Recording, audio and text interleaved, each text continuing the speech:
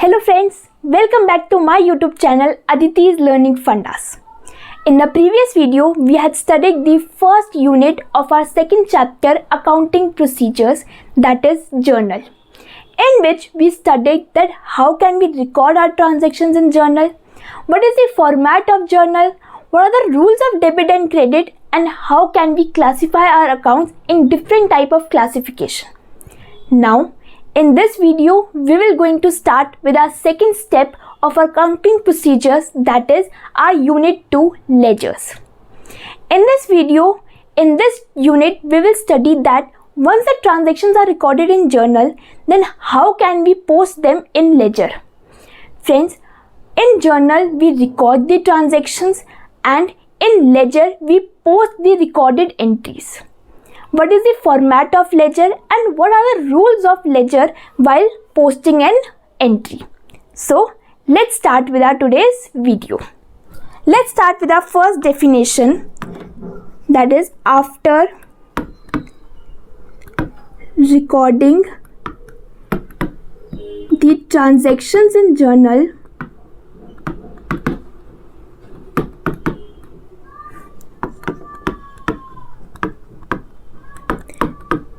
the accounts are classified and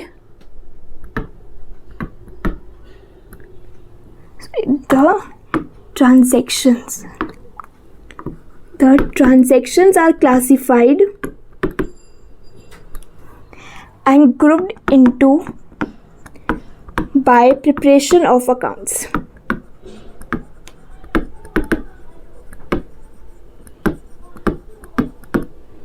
The book which contain all sets of account is known as ledger.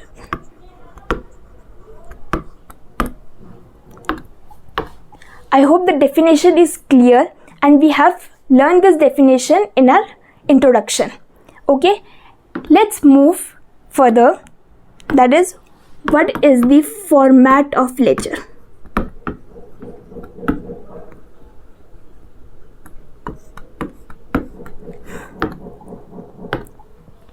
First of all, we write the name of our account.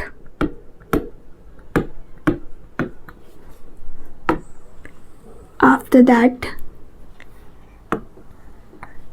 in the first column we write the date. After that, particulars.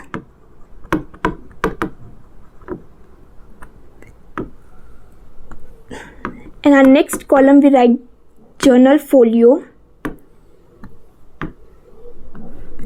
After that, the next column is of amount. After that, the next column is again date. The next one is for particulars. The next one is for journal folio, and the last one is for amount. This format is also known as T-shape format.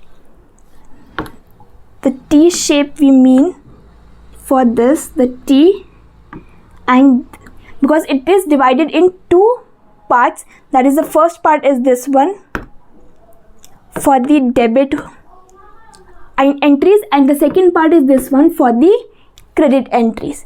That is why this format is known as T format. Fine. Now, the process of posting the entries in ledger is what we call as posting. Fine. From journal, when we post our entries, when we record our entries in ledger, it is known as, the whole process is known as posting the entries in ledger. Now, how we post the entries in ledger? For example, your journal entry is cash account debited to bank account. Now how we record this journal entry in our ledger book? Let's suppose our ledger, we are preparing the ledger for our cash account. Fine. Now how we'll record this entry? In this, the cash account is debited. Here as well we debit the cash account. Date जो भी date होगी we will mention that date. Particulars में हम credit item का reference देंगे. जैसे हम cash account prepare कर रहे हैं उसमें हम बैंक अकाउंट लिख रहे हैं डेबिट करते हुए, ठीक उसी तरह जब हम बैंक अकाउंट का लेजर अकाउंट बनाएंगे उसमें हम बैंक को क्रेडिट करेंगे लेकिन रेफरेंस हम डेबिट अकाउंट का देंगे. Here we will write to bank account and the amount. Now one more thing that is need to be careful. In all the debit entries, we start our debit accounts by writing to, and in credit we use the word by. After that we write the name of our account. ये mandatory नहीं होता है लेकिन ये इसके marks नहीं करते, but ये प्रेजेंटेशन में शो होते हैं. हमें टू और बाय शो करना होता है. Fine. After that if you all remember that हमने जर्नल में एक कॉलम बनाया था लेजर फोलियो. ठीक उसी तरह से लेजर में कॉलम बनता है जर्नल फोलियो. दैट इज जो हम एंट्री कर रहे हैं उसका वो एंट्री जर्नल पे किस पेज नंबर पे है, that page number will be written in this. Columns are used in practical life. हमारे क्वेश्चंस में हम ये कॉलम्स यूज़ नहीं करते हैं, लेकिन जब हम अपनी प्रैक्टिकल लाइफ में जर्नल और लेजर प्रिपेयर करते हैं we use these accounts these columns to write the page number. Fine. I hope this is clear that how can we post our journal entry in ledger.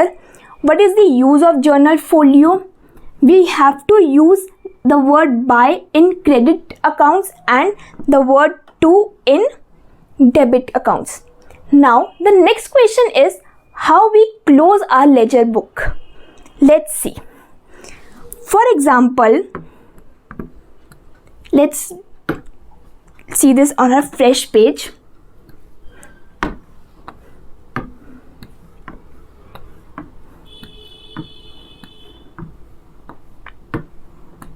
Okay.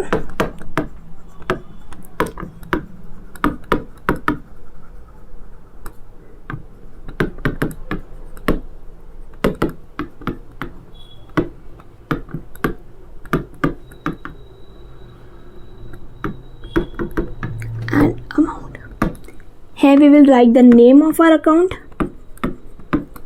Now how we close our ledger books. For example,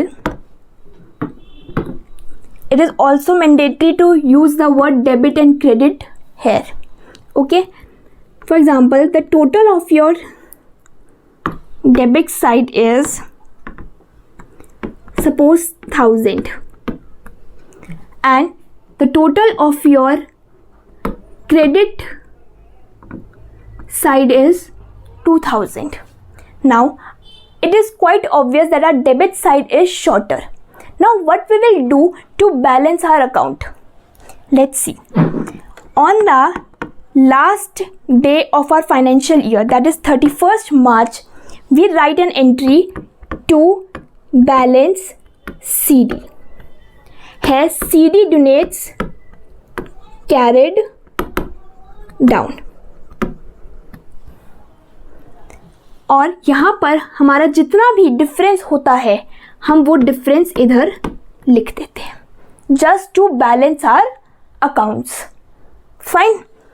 इसी तरह से हो सकता है हमारी credit side short हो debit side से, तो हम क्या करेंगे उसी तरह से हम हमारी क्रेडिट साइड पे भी एंट्री कर देंगे बाय बैलेंस कैरिड डाउन.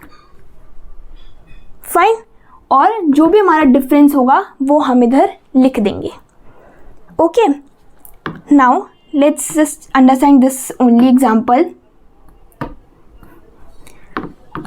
अब आपने ईयर एंड पे यहाँ पे टू बैलेंस कैरेट डाउन लिख के अपना डिफरेंस लिख दिया, जो भी आपका डिफरेंस आया. नाउ अब आपके अकाउंट्स बैलेंस हो गए 2000.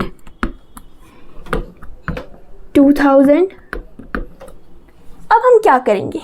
नाउ हमारी नेक्स्ट एंट्री करेंगे हम अपने नेक्स्ट फाइनेंशियल ईयर के फर्स्ट डे पे, जहाँ हम इस बैलेंस को यहाँ पर ब्रॉट डाउन कर देंगे. यहाँ हमने क्या लिखा था? To balance, this BAL stands for balance. Fine. इधर हमने लिखा था to balance carried down. Now what we will write over here? We will write by balance brought down. Here BD means brought down. That is we have brought our balance downwards. Fine. I repeat. Let's suppose हमारा debit का total आ रहा है 1000 और हमारे credit का total आ रहा है 2000. अब हमारी debit side is shorter than our credit side. इसका मतलब हमें जो भी डिफरेंस करना है वो डेबिट साइड पे लिखना होगा, सो दैट हमारी डेबिट साइड क्रेडिट साइड के इक्वल आ जाए. हमारा डिफरेंस था 1000 रुपीज़ का. तो हमने क्या किया? हमारे ईयर एंड के लास्ट डेट पे हमने यहाँ पे लिख दिया to balance CD denotes carried down.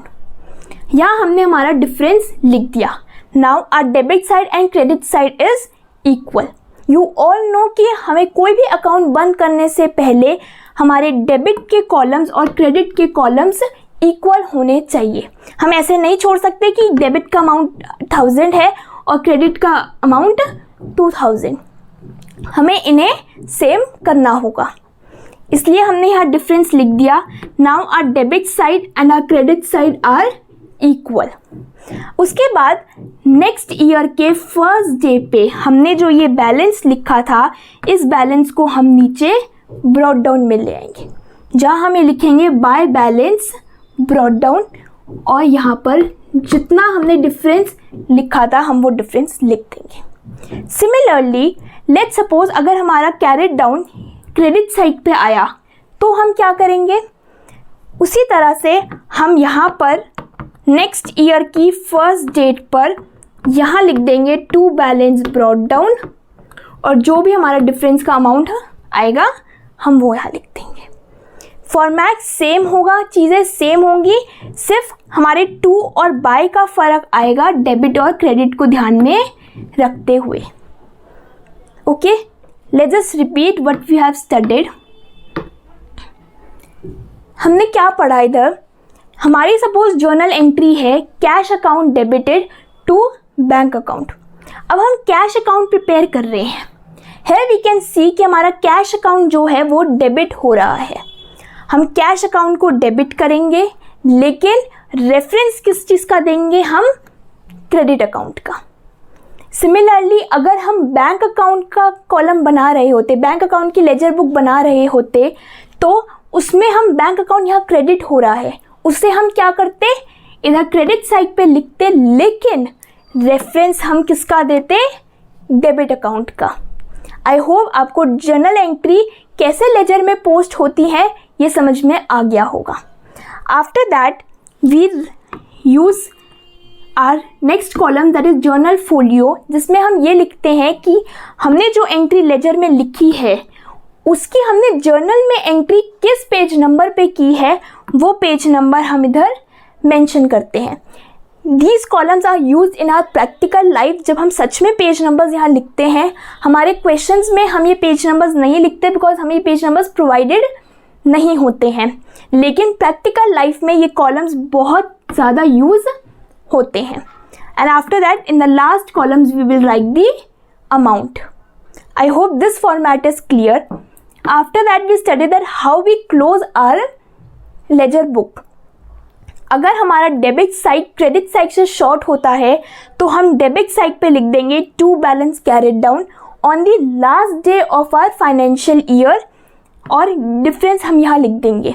After that on the next first day of our financial year हम इस बैलेंस को इधर नीचे ब्रॉट डाउन में ले आएंगे, that is by balance brought down, और जो हमारा डिफरेंस आया। सिमिलरली अगर हमारी क्रेडिट साइड शॉर्ट होगी तो हम यहाँ पर बाय बैलेंस कैरिड डाउन लिखेंगे, बाय बैलेंस कैरिड डाउन लिखेंगे जो भी हमारा डिफरेंस होगा। After that on the next day of our financial year we will brought that balance on the debit side by writing to balance brought down and the difference amount. I hope ledger कैसे prepare करते हैं, laser को बाद में close कैसे करते हैं, laser की बैलेंसिंग कैसे करते हैं, ये सब आपको क्लियर हो गया होगा। So that was all for today guys, but now it's time to share a very important information with you. Friends, बहुत जल्द मेरे YouTube चैनल पर मैं एक मोटिवेशनल वीडियो सीरीज़ लेकर आने वाली हूँ, पढ़ने में नहीं लागे दिल क्या करूँ मैं, और इसकी एक बहुत ही इफ़ेक्टिव टिप मैं आज आप लोगों के साथ शेयर करने वाली हूँ। और ये टिप आप लोगों के लिए कितनी इफ़ेक्टिव है मुझे कमेंट सेक्शन में ज़रूर बताइएगा। फ्रेंड्स, आप जब भी अपने स्टडी टेबल पर पढ़ने बैठे, जस्ट मेक श्योर कि उस टाइम स्लॉट में आपको जिन बुक्स की नीड है, आप जिन बुक से पढ़ना चाहते हैं, आप सिर्फ वही बुक्स अपनी टेबल पे रखें। कोई भी एक्स्ट्रा सब्जेक्ट की या उसी सब्जेक्ट की कोई भी एक्स्ट्रा बुक या नोटबुक अपने टेबल पे ना रखें। इससे डेफिनेटली आपका कंसंट्रेशन लेवल बना रहेगा। इसे आज ही ट्राई कीजिएगा, और ये आपके लिए कितनी फ़ायदेमंद रही ये मुझे कमेंट सेक्शन में बताना बिल्कुल मत भूलिएगा। Friends, once again I am going to tell you that बहुत जल्द मेरे YouTube चैनल पर मैं एक मोटिवेशनल वीडियो सीरीज़ लेकर आने वाली हूँ, पढ़ने में नहीं लागे दिल क्या करूँ मैं। इसकी सारी लेटेस्ट अपडेट्स एंड नोटिफिकेशंस के लिए अभी मेरे चैनल को सब्सक्राइब करें और बेल आइकन भी ज़रूर प्रेस करें। और हाँ, ये वीडियो अगर आपको अच्छी लगी हो तो इसे लाइक ज़रूर करिएगा, और वो टिप आपके लिए कितनी इफ़ेक्टिव रही ये कमेंट करना बिल्कुल मत भूलिएगा। Thank you so much.